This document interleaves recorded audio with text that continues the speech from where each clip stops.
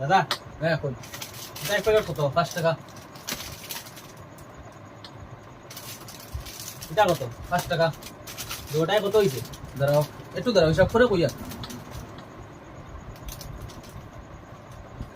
দুটাই 55 টাকা কত দাম কি দাদা? এই একটা রাখিল জানেন এটা না। আচ্ছা ঠিক আছে তুমি 50 টাকা হইছে শুরু মধ্যে কিচ্ছু নাই বা কত দাম কিতা ওগো রাখিল দেন না।